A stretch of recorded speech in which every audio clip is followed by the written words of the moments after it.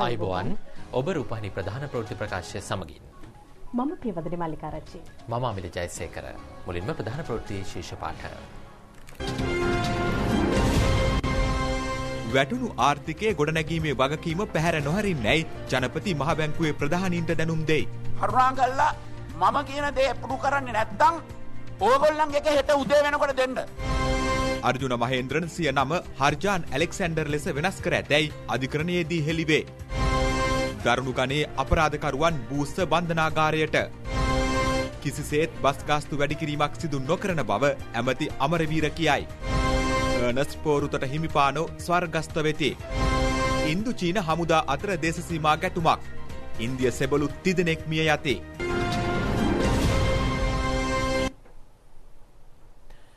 වැටුණු ආර්ථිකය ගොඩනැගීමේ වගකීම පැහැර නොහරින්නේයි ජනාධිපති ගෝඨාභය රාජපක්ෂ මැතිතුමා මහ බැංකුවේ ප්‍රධානීන්ට අද කියා සිටියා.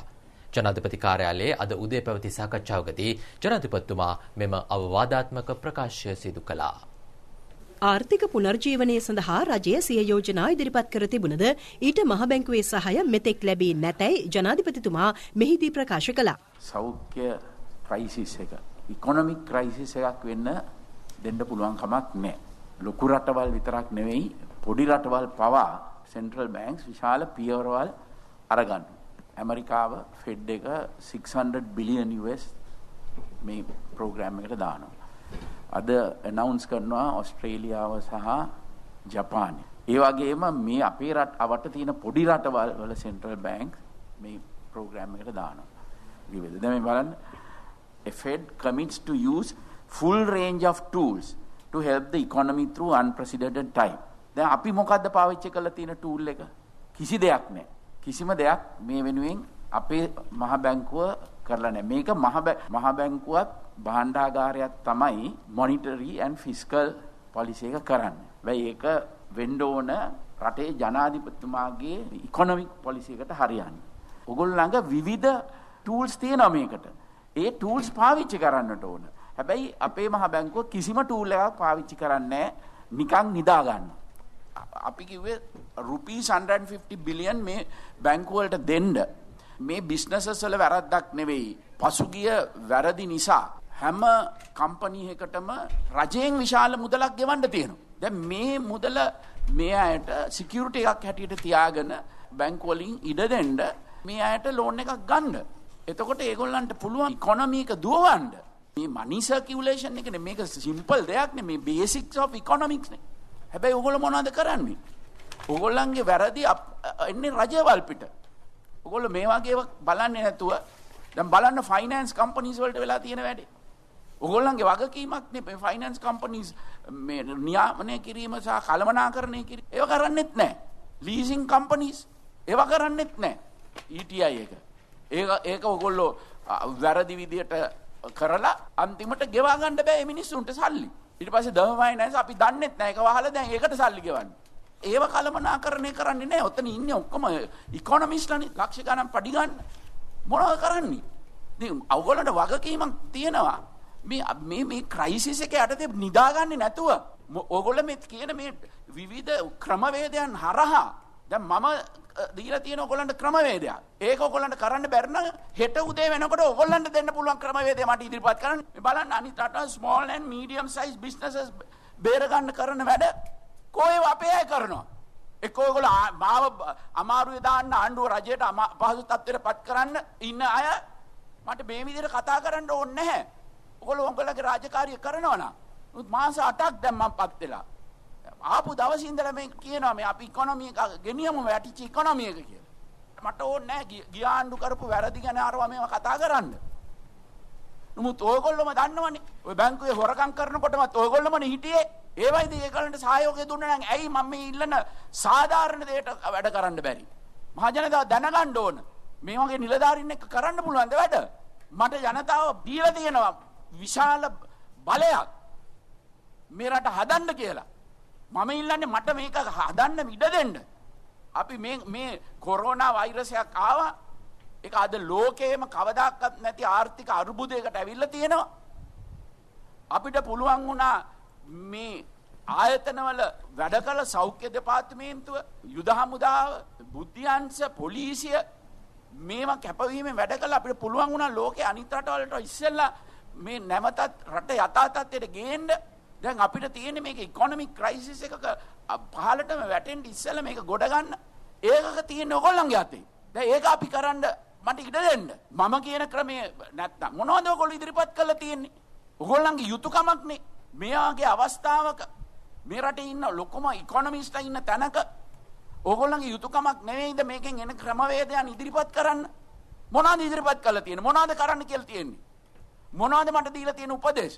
මොනවාක්වත් නැහැ. මම කල්පනා කළා මේවා බලලා මම කියපු එක කරන්නවත් ඕගොල්ලෝ ඉදිරිපත් වෙන්නේ. ඒකටත් બ્લોක් කරනවා. මට කියන්න තියෙන්නේ එච්චරයි. කරුණාකරලා මම කියන දේ අප්‍රූව් කරන්නේ නැත්නම් ඕගොල්ලන්ගේ එක හෙට උදේ වෙනකොට දෙන්න. මේ රට මේ ඉකොනොමික් සිටුේෂන් එකෙන් කොහොමද අපි එන්නේ කියන එක. ඕගොල්ලෝ දෙන ටූල්ස් මොනවද කියලා කියන්නේ. කොහොමද මේක එනර්ජයිස් කරන්නේ? කොහොමද මේ ඉකොනොමි එක? කොහොමද බැංකු වලට උපකාර දෙන්නේ? කොහොමද මේ කුඩා සහ මධ්‍යම ප්‍රමාණයේ ව්‍යාපාර වලට මේක ගොඩ එන්න උපකාර කරන්නේ? කොහොමද කියලා ඔයගොල්ලෝ කියන්නේ? මම වැරද්දක් නම් කියන්නේ කතා කරලා කියන්න. මම මේ කියන දේ වැරදි නම්. ජනාධිපති ලේකම් ආචාර්ය පී.බී. ජයසුන්දර, ජනාධිපති ප්‍රධාන උපදේශක ලලිත් වීරතුංග, මුදල් අමාත්‍යාංශයේ ලේකම් එස්.ආර්. ආටිගල, මහ බැංකුවේ අධිපති මහාචාර්ය ඩබ්ලිව්.ඩී. ලක්ෂ්මන් යන මහත්වරුන් සහ මහ බැංකුවේ නිලධාරීන් පිරිසක් මේ සාකච්ඡාවට එක්ව සිටියා. හිටපු මහ බැංකුව අධිපති අර්ජුන් මහේන්ද්‍රන් තම නම හර්ජාන් ඇලෙක්සැන්ඩර් යනුවෙන් වෙනස් කරගෙන ඇතැයි ජාත්‍යන්තර පොලිසිය වාර්තා කළ බව නීතිපතිවරයා ත්‍රිපුද්ගල විශේෂ මහාධිකරණයට අද දෙනුම් දුන්නා. සම්පත් අබේකොන්, සම්පත් විජේරත්න සහ චම්පා ජානකී රාජරත්න යන මහත් මහත්මීන්ගෙන් සමන්විත ත්‍රිපුද්ගල විනිසුරු මඩුල්ල හමුවේ නඩුව අද විභාගයට ගැනුණා. අර්ජුන් මහේන්ද්‍රන් මහ බැංකු බැඳුම් කර වංචා සිද්ධියට අදාළව ගොනු කර ඇති නඩුවේ පළමුවැනි විත්තිකරුයි. අර්ජුන් මහේන්ද්‍රන්ව ශ්‍රී ලංකාවට ගෙන්වා ගැනීමට ආරම්භ කර ඇති උදර්පණ නීති ක්‍රියාදාමය තුළ සංශෝධනයක් කිරීමට අවශ්‍යදයි නීතිපතිවරයා සිංගප්පූරු නීතිපතිවරයාගෙන් විමසීමක් කළ බව සඳහන් කළ රජයේ නියෝජ්‍ය සොලිසිටර් ජෙනරාල් පාලින්ද රණසිංහ මහතා එවැනි සංශෝධනයක් සිදු කිරීමට අවශ්‍ය නොවන බව සිංගප්පූරු නීතිපති දෙපාර්තමේන්තුවෙන් දැනුම් දීමක් ලැබී ඇතැයිද ප්‍රකාශ කළා. ඊට අදාළව මෙම නඩුවේද සංශෝධනයක් කිරීමට අවශ්‍ය නම් ඒ පිළිබඳව ඉදිරියේදී කරුණු දැක්වීමට අපේක්ෂා කරන බවයි රජයේ නියෝජ්‍ය සොලිසිටර් ජෙනරාල්වරයා දැනුම් දුන්නේ. ඔහු කියා සිටියේ නඩුවේ 10 වෙනි විත්තිකරු ලෙස නම් කර සිටින අජහාන් ගාර්දිය පුංචිහේවා නැමැත්තා මේ වන විට සිංගප්පූරුවේ වාසය කරන බවයි. ඔහුට අධිකරණය හමුවේ පෙනී සිටින ලෙස දන්වා නැවත සිතාසි නිකුත් කරන ලෙස රජයේ නියෝජ්‍ය සොලිසිටර් ජෙනරාල්වරයා අධිකරණයෙන් ඉල්ලා සිටියා. විත්තිකරුට යලි සිතාසි නිකුත් කළ ත්‍රිපුද්ගල විනිසුරු මඩුල්ල නඩුව නැවත නොවැම්බර් 17 වෙනිදා කැඳවන ලෙස නියම කළා. දරුණු ගණයේ අපරාධකරුවන් බූස්ස බන්ධනාගාරය වෙත යොමු කිරීම ඊයේ සිට ආරම්භ කළ බව ආරක්ෂක ලේකම් විශ්‍රාමික මේජර් ජෙනරාල් කමල් ගුණරත්න මහතා පවසනවා. ඔහු කියා සිටින්නේ කිසිදු රැඳවියෙකුට බූස්ස බන්ධනාගාරයේ සිට දුරකථන ඇමතුම් ලබා ගැනීමට නොහැකි වන පරිදි ඒ තාක්ෂණික උපකරණ සවි කර ඇති බවයි.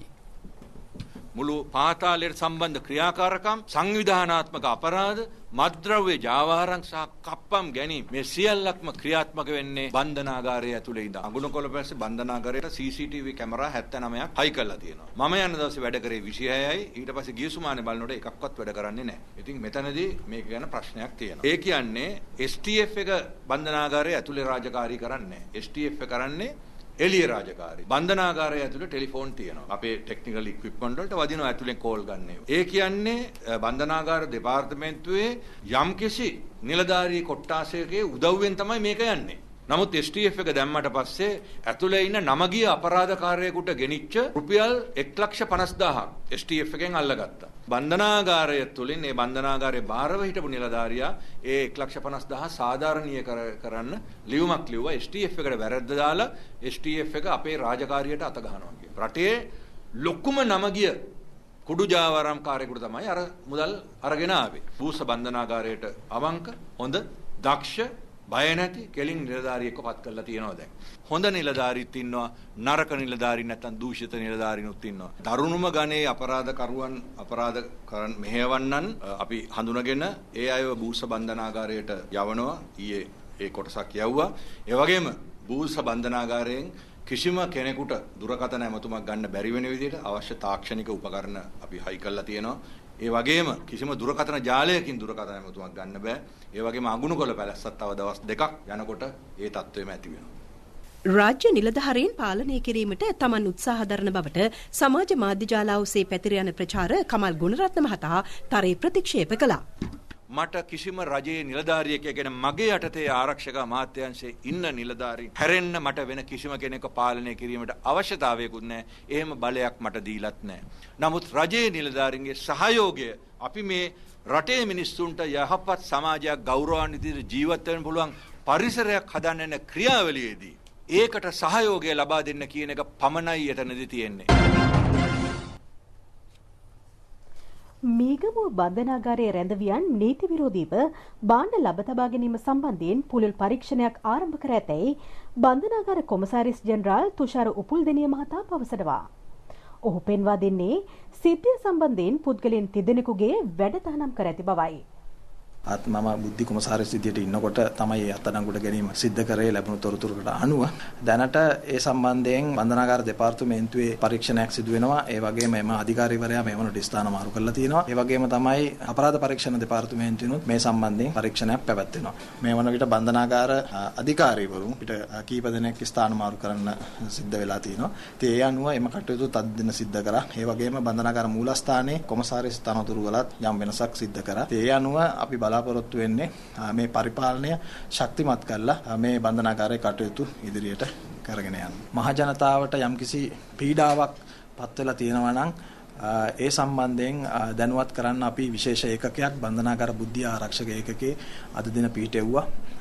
ඒ පිහිටවල මහ ජනතාවට හෝ බන්ධනාගාර නිලධාරීන් සම්බන්ධයෙන් හෝ රැඳවියන් සම්බන්ධයෙන් හෝ කිසියම් තොරතුරක් දැනුම් දෙන්න තියෙනවා නම් ඒ තොරතුර එම අංශයට දැනුම් දෙන්න පුළුවන් 0112 6යි 78යි 600 කියන නම්බරයට ඔයගලන්ට කතා කරලා එම අංශයට සම්බන්ධ වෙන්න පුළුවන්. ශ්‍රී ලංකාවේ ඉරාන තානාපති හෂීම් අෂ්ජසාඩේ මහතා අද අග්‍රාමාත්‍ය මහින්ද රාජපක්ෂ මහතා හමු වුණා. දෙරටේ මිත්‍ර සබඳතා පිළිබඳ මෙහිදී අවධානය යොමු කෙරුණා. ශ්‍රී ලංකාව සහ ඉරානය අතර රාජ්‍ය තාන්ත්‍රික සබඳතා ආරම්භ කෙරුණේ 1962 දී. ඉරානය මැද පෙරදිග කලාපයේ මෙරට දෙවැනි විශාලතම අපනයන රාජ්‍යයි. ශ්‍රී ලංකා ඉරාන සබඳතා තවදුරටත් ප්‍රවර්ධනය කිරීම කෙරෙහි සාකච්ඡාවේදී අවධානය යොමු වුණා. මේ අතර සේවා නියුක්තිකයන්ගේ බාර අරමුදල් මණ්ඩලයේ සේවක සේවිකාවන්ගේ දිනක වැටුප COVID-19 සෞඛ්‍ය හා සමාජ ආරක්ෂණ අරමුදලට පරිත්‍යාග කිරීම අද සිදු කෙරුණා.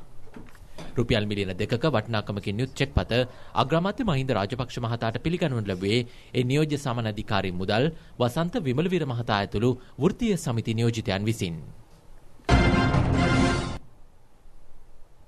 කිසිදු ලෙසකින් බස් ගාස්තු වැඩි කිරීමක් සිදු නොකරන බව අමාත්‍ය මහින්ද අමරවීර මහතා අවධාරණය කරනවා.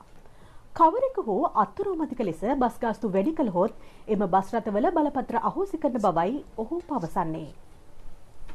තාමත් වගකීමෙන් කියන බස් ගාස්තු වැඩි කරන්න අපි මේ වෙලාවේ කිසිදු ආකාරයක ඉඩක් දෙන්නේ නැහැ. කවුරු හරි එහෙම අත්නෝමතික විදියට බස් ගාස්තු වැඩි කරොත් අපි වහාම මේ බස් රථවල බලපත්‍රය කැන්සල් කරලා අලුතෙන් ලබා දෙනවා. ඕන තරම් කට්ටිය ඉන්න. හැබැයි අපි ඒකෙන් අදහස් කරන්නේ නැහැ. මේ රටට සේවයක් කරන කණ්ඩායමක් තමයි පෞද්ගලික බස් රථ හිමියන්. අපි ඒ කර්මාන්තයත් රැකෙන්න ඕන. අපි ඒයට වෙන සහන ලබා දෙන එක ගැන අපිට කතා කරන්න පුළුවන්. අමාත්‍යවරයා මේ බව සඳහන් කළේ අමාත්‍යාංශයේ පැවති සාකච්ඡාවකින් අනතුරුවයි. ප්‍රවාහන ක්ෂේත්‍රයේ ප්‍රධානීන් මහ බැංකු හා වාණිජ බැංකු නියෝජිතයින් ඇතුළු පිරිසක් ඊට එක්ව සිටියා. අගෝස්තු 15ට පෙර ට්‍රැවල් කාඩ් පත හඳුන්වා දෙන බවයි අමාත්‍යවරයා සඳහන් කළේ. පළවෙනි අධියර විදියට ලංගමය සතු බස් රථවලටත් ඒ වගේම පෞද්ගලිකාංශයේ බස් රථ සියල්ලම ඒ අය එකග වෙලා තිබෙනවා මේ කාඩ් පත පාවිච්චි කරමින් ගමනාගමන කටයුතු කරන්න. ඒ පැත්තකින් මේ කොවිඩ් වදුර තිබෙන වෙලාවේ මේක ඉතාමත් පහසු කටයුත්තක් වෙනවා. මුදල් ඇල්ලීමකින් තොරව මේ කටයුත්ත කරන්න පුළුවන්කම තිබෙනවා. විශේෂයෙන්ම මගීන්ට විශාල පහසුවක් වෙනවා. මේ ඉතිරි මුදල් ලබා ගැනීම සම්බන්ධව ගැටලු ඇති වෙනවා. කොන්දොස්තර මහතුරුන්ටත් මේක තමන්ගේ සේවය විධිමත්ව කරගෙන යන්න අවස්ථාවක් විදියටයි අපි හඳුන්වලා දෙන්නේ. එයාටත් හොඳ සේවයක් බා දෙන්න පුළුවන්කම ලැබෙනවා. අපි ඒ අයත් ශක්තිමත් කරමින් තමයි මේ වැඩ පිළිවෙල ක්‍රියාත්මක කරන්න බලාපොරොත්තු වෙන්නේ. අපේ දලදේශීය නිෂ්පාදනයෙන් 100.15 අති විශාල මුදලක් මේ මුදල් ගනුදෙනු කිරීම නිසාම නාස්ති වෙනවා. අපිට මේ 101.5න් 0.5ක් නවත්ත ගත්තොත් එතන ඉතිරිය අවුරුද්දකට බිලියන ගණන. ඒක පියවරක් විදියට තමයි මේ කටයුත්ත සිද්ධ වෙන්නේ. අගෝස්තු 15ට පෙර අනිවාර්යයෙන්ම මේ කටයුත්ත සිද්ධ වෙනවා. ස්වර්ගස්ථ වූ අර්නස් පෝරුතොට පියතුමාගේ දේහය මේ වන විට බොරැල්ල අගරදුගුරු මැතුලේ දිව්‍ය හෘදය දෙව් මැදුරේ තැන්පත් කර තිබෙනවා. උන්වහන්සේගේ දිව්‍ය පූජාව හා අවසන් කටයුතු ලබන 18 වෙනිදා සවස් 2:30ට කටුකුරුන්ද ශාන්ත පිරිප් නේරී දේවස්ථානයේදී සිදු කිරීමට නියමිතයි.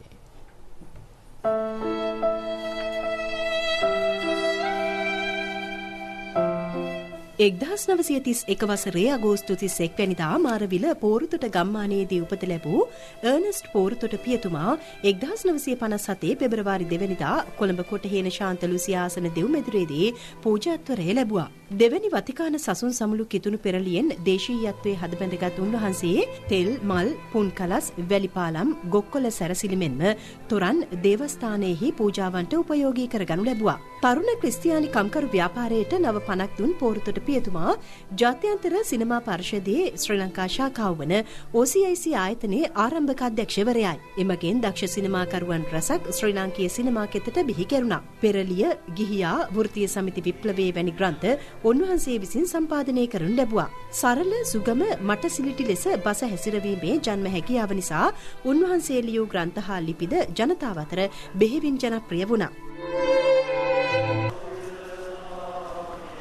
අර්නස්ට් පෝරුතොට පියතුමාගේ දේහයට අවසන් ගෞරව දැක්වීම සඳහා බොරැල්ල අගරදුගුරු දෙව්මැදුර වෙත විශාල පිරිසක් පැමිණෙමින් සිටිනවා. දේහය හෙට සවස 6:30 දක්වා එම දෙව්මැදුරේ තැන්පත් කර තිබෙනවා. අනතුරුව කළුතර කටුකුරුන්ද ශාන්ත පිලිප් දේවස්ථානයේ කරා රැගෙන යාමට නියමිතයි. සුවසේවා විරුවන්ට සිනමන් හොටෙල්ස් ඇන්ඩ් රිසෝට් වෙතින් නොමිලේ නිවාඩු පැකේජයක් පිරිනමා තිබෙනවා. ඒ COVID-19 ආසාදිතයන්ට ප්‍රතිකාර කිරීමේදී වගකීමෙන් සහ කැපවීමෙන් ක්‍රියා කිරීම අගය කරමින් සිනමන් සුවවිරු ප්‍රනාම ලෙස නම් කර ඇති පැකේජය පිළිබඳ ප්‍රකාශය ජෝන් කීල්ස් හෝල්ඩින්ග්සී සභාපති ක්‍රිෂාන් බාලේන්ද්‍ර මහතා අද ජනාධිපති කාර්යාලයේදී ජනාධිපති ගෝඨාභය රාජපක්ෂ මැතිතුමාට පිළිගැන්වුවා. කොවිඩ් ආසාදිතයින්ට ප්‍රතිකාර කළ රෝහල්වල කාර්ය මණ්ඩලයට සහ උන්ගේ පවුල්වල සමාජිකයින්ට සෞඛ්‍ය අමාත්‍යාංශයේ නම් කිරීම මත පැකේජ 1000ක් පිරිනමා තිබෙනවා. ඔවුන්ට සිනමන් හොටෙල්ස් ඇන්ඩ් රිසෝට් යටතේ ඇති හෝටල් 9න් එකක සියලු පහසුකම් සහිතව රාත්‍රී 2ක් නොමිලේ තම නිවාඩුව ගත කිරීමට අවස්ථාව හිමිවනවා. පැකේජය ජූලි 1 වෙනිදා සිට සැප්තැම්බර් 30 දක්වා වළංගුයි. සෞඛ්‍ය අමාත්‍ය පවිත්‍රා වන්‍යාරච්චි මහත්මිය ඇතුළු නිලධාරීන් පිරිසක්ද මේ අවස්ථාවට එක්ව සිටියා. කටුනායක ජාත්‍යන්තර ගුවන්තොටුපළ වෙත පැමිණෙන ගුවන් මගින් විෂ බීජානුහරණය කිරීමට අවශ්‍ය උපකරණ සහ COVID-19 රෝගයේ වැළඳී ඇතැයි හඳුනා ගැනීමට අවශ්‍ය උපකරණ කිහිපයක් ගුවන්තොටුපළ සභාපති විශ්‍රාමික මේජර් ජෙනරාල් ජී.ඒ. චන්ද්‍රසිරි මහතා වෙත අද බාර දෙනු ලැබුවා. උපකරණවල වටිනාකම රුපියල් මිලියන 45ක්. එම අවස්ථාවට අමාත්‍ය ප්‍රසන්න රණතුංග මහතා ඇතුළු පිරිසක් එක්ව සිටියා. අපි බලාපොරොත්තු වෙන අගෝස්තු 1 වෙනිදාට ගුවන්තොටුපළ විවෘත කරන්න සංචාරකීන්ට කටුනායක ගුවන්තොටුපළ විවෘත කරනවත් එක්කම මත්තල ගුවන්තොටුපළත් විවෘත කරන්න ජනාධිපතිතුමාට උවමනා වුණා විදේශ රටවල ඉන්න අපේ ශ්‍රී ලාංකික ශ්‍රමිකයින්ව ලංකාවට හැකි ඉක්මනින් ගේන්න ලංකාවේ තත්ත්වය සුරක්ෂිත කරමින් සෞඛ්‍ය අංශවල උපදෙස් පරිදි ඒ කටයුත්ත මේ වෙනකොට සිදු වෙමින් පවතිනවා. 10000කට වැඩි පිරිසක් ලංකාවට ගෙනල්ලා තියෙනවා. අපි බලාපොරොත්තු වෙනවා ඉදිරි මාසෙක හමාරු තුල අනෙක් ඒ රටවල් වල ඉන්න අයටත් ඒ අවස්ථාව ලබා දෙමින් ලංකාවට ගෙන්න ගන්න. COVID-19 රෝගයේ වැළඳුණු 8 දෙනෙකු අද මෙරටින් වාර්තා වුණා. ඔවුන්ගෙන් 5 දෙනෙකුම නාවික හමුදා සමාජිකයින්. අනෙක් දෙදෙනා ඉරානයේ සිට මෙරටට පැමිණි පුද්ගලයන් බවයි වාර්තා වන්නේ. COVID-19 රෝගයේ වැළඳී සුවය ලැබූ කාන්තාවකට නැවත වතාවක් කොරෝනා වෛරස් රෝග ලක්ෂණ මතුවී තිබෙන බවට වාර්තා වනවා. එම කාන්තාව පසුගිය 18 වෙනිදා කුවේට් සිට මෙරටට පැමිණ තිබෙනවා. මෙවැනි රෝගීන් අනිත් අයට මේ රෝග පතුරවන්නන් එහෙම නැත්නම් බෝ කරන්නන් නෙවෙයි, බෝ කිරීමේ හැකියාවක් නැහැ. මොවුන්ගේ ඇත්ත වශයෙන් විස බීජ හරණයට ලක් වෙලායි තියෙන්නේ. මේවා සලකන්නේ dead RNA particles එහෙම නැත්නම් මියගිය RNA කොටස් අංශු හැටියට. ඒ ආකාරයට මේ පරීක්ෂණයේ ප්‍රතිඵල ධනාත්මකව හමුවන්නට පුළුවන්. මේක කලාතුරකින් සිද්ධ වෙන්නේ. නමුත් ඒ ගැන කිසිම බිය විය යුතු හෝ කලබල විය යුතු කාරණාවක් නැහැ. මෙරට COVID-19 රෝගයේ වැළඳී සුවය ලැබූ ප්‍රතිශතය 71.66ක් දක්වා ඉහළ ගොස් තිබෙනවා. අද දිනය තුලද පූර්ණ සුවය ලැබූ 29 දෙනෙකු රෝහල් වලින් පිටව ගියා. ඒ අනුව මේ වන විට සුවය ලබා ඇති සමස්ත COVID-19 රෝගීන් සංඛ්‍යාව 1371ක්. තවදුරටත් රෝහල්ගතව ප්‍රතිකාර ලබන්නේ 532 දෙනෙකු පමණයි. එම ප්‍රතිශතය 27.75ක්. මෙරටින් වාර්තා වූ මරණ සංඛ්‍යාව 11ක්. ප්‍රතිශතයක් ලෙස එය 0.57ක්. ගුරුගල් ආශ්‍රයෙන් සිදු කළ ලොව පැරණිතම පබළු නිර්මාණය පාහියංගල ආශ්‍රිතව විසූ ප්‍රාග් ඓතිහාසික බාණවයා සිදු කර ඇති බව හෙළි වී තිබෙනවා. ඒ ශ්‍රී ජයවර්ධනපුර විශ්වවිද්‍යාලයේ ඉතිහාසය හා පුරාවිද්‍යා අධ්‍යනාංශය විදෙස් විද්වතුන් කිහිප දෙනෙකු සමග සිදු කළ කැණීම් වලින් ප්‍රවෘත්ති දෙපාර්තමේන්තුවේ අද පැවති මාධ්‍ය හමුවකදී මේ බව ප්‍රකාශ කෙරුණා. පාහියන්ගල ලෙන් ආශ්‍රිතව සිදු කළ කැණීම් වලින් හමු වූ පුරාවස්තු ආශ්‍රයෙන් පරීක්ෂණය සිදු කර තිබෙනවා. ගුරුගල් පාෂාණයෙන් නිර්මාණය කළ පබළු මෙරටින් හමු ප්‍රථම අවස්ථාව මෙයයි. ඒ සම්බන්ධයෙන් ලෝක ඉතිහාසයෙන් ලැබෙන පැරණිතම සාක්ෂියද මේ බවයි පර්යේෂණ කණ්ඩායම අවධාරණය කරන්නේ. එසේම පාහියන්ගල වැසිවනාන්තර කලාපයට අනුවර්තනය වූ ප්‍රාග් ඓතිහාසික මානවයා මීට වසර 48,000කට පෙර තාක්ෂණික උපකරණ භාවිත කළ බවට සාක්ෂිද කැණීම් මගින් සොයාගෙන තිබෙනවා. ඒවා ඇමරිකාව සහ එංගලන්තය යන රටවල සිදු කළ කාබන් 14 කාල නිර්ණය පරීක්ෂණය මගින් තහවුරු කර ඇති බවයි ශ්‍රී ජයවර්ධනපුර විශ්වවිද්‍යාලයේ ඉතිහාසය හා පුරාවිද්‍යා අධ්‍යයනාංශයේ කතිකාචාර්ය ඕෂාන් වෙදගේ මහතා පවසන්නේ. අප්‍රිකාවෙන් නික්මිච්ච මානවයා පළවෙනි වතාවට දුනු ඊතල නිර්මාණය කිරීම මූලිකම තොරතුරු වාර්තා වෙන්නේ ලංකාවෙන්. මේගොල්ලෝ සත්තුන්ගේ ඇට කොටස් භාවිතා කරලා බිලී කොක් නිර්මාණය කරගෙන තිබිලා තියෙනවා. ඉදිකට්ටට සමාන නිර්මාණයක් හරිගස්සගෙන තිනවා. පර්යේෂණ තුලින් මේ තොරතුරු අනාවරණය කරගෙන අදින් වසර 48000ට යා ගියපු 50000 තරම් ඈතට ඉතා විශ්වසනීයව අපේ ඉතිහාසයේ අරගෙන ගිහිල්ලා තියෙනවා. විරාමයකින් අනතුරු තවත් දේශීය පොත් බලාපොරොත්තු වන්න. නැවතත් ප්‍රවෘත්ති. රාජ්‍ය ආයතනවල තැපැල් ඡන්ද හිමියන්ගේ ඡන්ද සලකුණු කිරීම ජූලි මාස 14 සහ 15 යන දිනවල සිදු කිරීමට මැතිවරණ කොමිෂන් සභාව තීරණය කර තිබෙනවා. දිස්ත්‍රික් ලේකම් කාර්යාල, මැතිවරණ කාර්යාල, පොලිසිය, ත්‍රිවිධ හමුදාව, සිවිල් ආරක්ෂක දෙපාර්තමේන්තුව සහ සෞඛ්‍ය අංශවල තැපැල් ඡන්ද සලකුණු කිරීම සඳහා ජූලි මාස 16 සහ 17 යන දිනයන් වෙන් කර ඇති බවයි මැතිවරණ කොමිෂන් සභාව පවසන්නේ.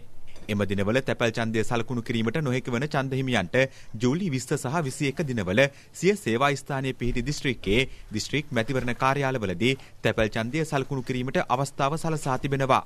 පාර්ලිමේන්තු මැතිවරණයේ නිල ඡන්ද දැන්වීම පත්‍රිකා තැපැලට බාර දීම ජූලි 11, 12 සහ 13 යන දිනවල සිදු කිරීමට නියමිතයි. නිල ඡන්ද දැන්වීම පත්‍රිකා බෙදා හැරීම ජූලි 29 වෙනිදායින් අවසන් වනු ඇති. අත්‍යන්ත්‍ර සහ බතික් රෙදිපිලි ආනයනය නතර කිරීමට ජනාධිපති ගෝඨාභය රාජපක්ෂ මැතිතුමා තීරණය කර තිබෙනවා. කර්මාන්තවල නිරත නිෂ්පාදකයින් නගා සිටුවමින් තවත් නිෂ්පාදකයින් ඊට ආකර්ෂණය කර ගැනීම අරමුණයි. රෙදිපිලි සහ ඇඟලුම් කර්මාන්තයේ නිරත වූවන් මුහුණපාන ගැටලු සම්බන්ධයෙන් පැවති සාකච්ඡාවේදී මෙම තීරණය ගැනුණා. සාකච්ඡාව ඊයේ සවස පැවැත්වුණේ ජනාධිපති කාර්යාලයේදී. ආනයනික රෙදි භාවිතයෙන් නිපැයන ඇඟලුම් වෙනුවට දේශීය රෙදි නිෂ්පාදන ආශ්‍රිත නිමි ඇඳුම් සඳහා වැඩි වෙළඳපොළ අවස්ථාවක් ලබා දීම පිළිබඳව මෙහිදී දීර්ඝ ලෙස සාකච්ඡා කෙරුණා. එමගින් විදේශයන්ට ඇදී යන විනිමය විශාල ප්‍රමාණයක් ඉතිරි කර ගැනීමට හැකි වනු ඇතේ. පාසල් සහ විවිධ නිමි ඇඳුම් සඳහා කෙරෙන රෙදි නිෂ්පාදනයේ ප්‍රමිතිය ඉහළ ගුණාත්මක අගයක් තිබිය යුතු බව ජනාධිපතිතුමා මෙහිදී අවධාරණය කළා. ඒ සඳහා සුපරීක්ෂක කණ්ඩායමක් යෙදවීමටද තීරණය කෙරුණා. කිහිප දෙනෙකු සතු රෙදි නිෂ්පාදන වෙළඳපොළ ඊට කැමැත්තක් දක්වන වෙනත් ආයෝජකයින්ටද විවෘත කිරීමේ වැදගත්කමද ජනාධිපතිතුමා පෙන්වා දුන්නා. විදේශ රටවලින් ගෙන්වන නූල් සහ රසායනික වර්ණයන්ගේ ප්‍රමිතිය සහ මිල ගණන් ආශ්‍රිත ගැටලු නිරාකරණය පිළිබඳවද මෙහිදී දීර්ඝ ලෙස සාකච්ඡා කරනු ලැබුවා.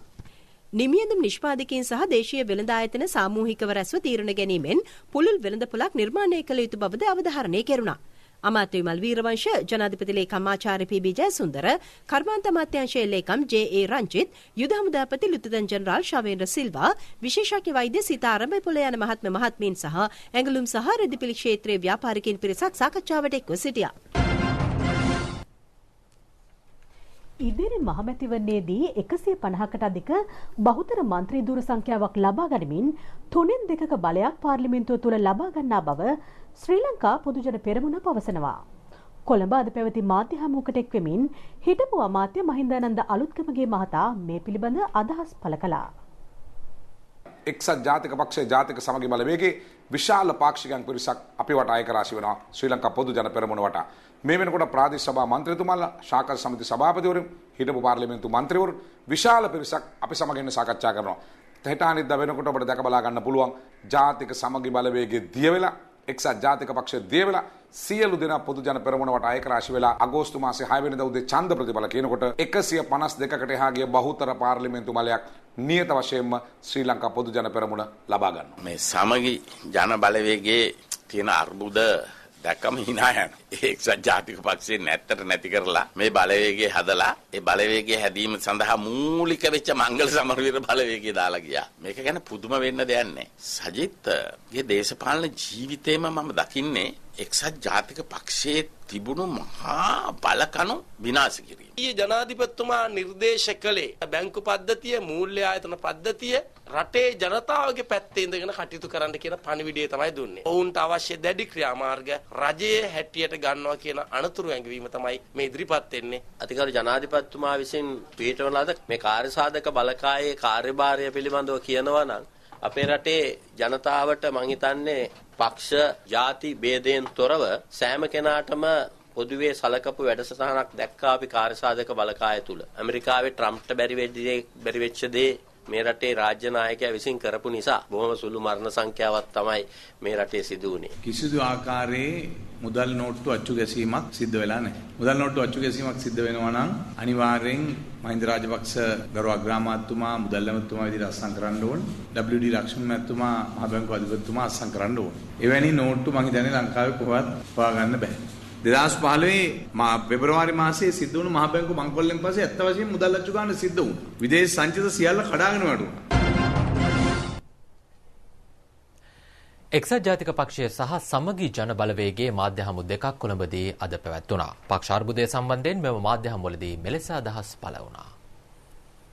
සමගි ජන බලවේග අපි තිබ්බ ලොකු ප්‍රශ්නේ තමයි රනිල් වික්‍රමසිංහ සාධකය. ඉතින් එතුමන්ලගේ දෙන්නෙක් හරි තුන්දෙනෙක් හරි තේරිපත් වුණොත් අපිට පුළුවන් තන දූෂිතව නැත්තම් හොරු නැත්තම් ඒ දෙන්න තුන්දෙනා අපිත් එක්ක එකතු කරගන්න අපිට හැකියාව තියෙනවා. මේ කණ්ඩායමේ ඉන්නේ ඔක්කොම පරදින පිරිසක් තමයි මේ කණ්ඩායමේ රනිල් වික්‍රමසිංහ මහත්තයාට එකතු වුණේ. ඉතින් ඒ පිරිස අනිවාර්යයෙන්ම අපිත් එක්ක හිටියත් පරාජය වෙන පිරිසක්. අපේ ඉන්නේ ඔක්කොම ජයග්‍රාහී පිරිස. දිස්ත්‍රික්කවල පළවෙනිව ඔක්කොමලා ඉන්නේ අපිත් එක්ක. අපි හැමදාම අවුරුදු 5කට සැරයක් බලයට එන පක්ෂයක්. ඒක නැති කරේ රනිල් වික්‍රමසිංහ මහත්තයා විතරයි. අද එළියට ගිහිල්ලා අපිව චරිත ඝාතන කරන විදිය වුණාම එක්සත් ජාතික පක්ෂ මෙයා හිටියද කියන ප්‍රශ්නේ අපිට ඇස්වල කඳුළු වෙනවා. මොකද අපි මේක DSK ඩඩ්ලිගේ ජයාජාවන හදපු පක්ෂ රකින්න දින කට්ටිය. අවුරුදු 30ක් 40ක් 50ක් ඉන්න මන්තුරුත් මෙතන ඉන්නවා. 25ක් 30ක්. හැබැයි ඔය කැක්කුම තියෙන්නේ අවුරුදු 10කට ඉස්සෙල්ලා ආව කට්ටියට තියෙන රුදාව. අපි සීලාචාර දේශපාලන කරනවා. ඒගොල්ලන් තමයි එළියට ගිහිල්ලා ප්‍රශ්න ඇති කරන්නේ. දැන් ඇයි එකෙන් එක යන්නේ එළියට? දැනට 5ක් ගිහිල්ලා. එන සුමානේ වල තව ඉතින් 25ක් 30ක් යාවි ඉතින්. ඒකත් කියයි එතකොට කකුලෙන් ඇද්දයි කියලා. ඉතින් අංශභාගය ඒගොල්ලන් තියෙනවා අපරසුව කරන්න බෑනේ. අපේ පක්ෂයේ සටන් කරන්නේ ආණ්ඩුවක් ගන්න මිසක් සිරිකොතක් ගන්න නෙමෙයි. සිරිකොත අපේ. ඉතින් අපිට තියෙන්නේ අපි ආණ්ඩුව ගන්න හදනවා. ඒ අය බලන්නේ මේ පොඩි තැන් ගන්න. ඉතින් ඒක වෙනස උතන පේනවා. අපේ සටන තියෙන්නේ පොහොට්ටුවත් එක්ක. විරාමයෙන් පසු විදේශ ක්‍රීඩා පුවත් බලාපොරොත්තු වන්න. කාශ්මීරයේ ලදක් ප්‍රදේශයේ පිහිටි ඉන්දු චීන දේශ සීමාවේ හමුදා අතර අද ගැටුමක් ඇති වුණා. ඉන්දියා හමුදාවේ කර්නල්වරයෙකු සහ සෙබළුන් දෙදෙනෙකු ගැටුමෙන් මිය ගිය බවයි වාර්තා වන්නේ. වසර 45කින් පසු ඉන්දු චීන ගැටුමකදී මරණ සිදු වූ ප්‍රථම අවස්ථාව මෙයයි.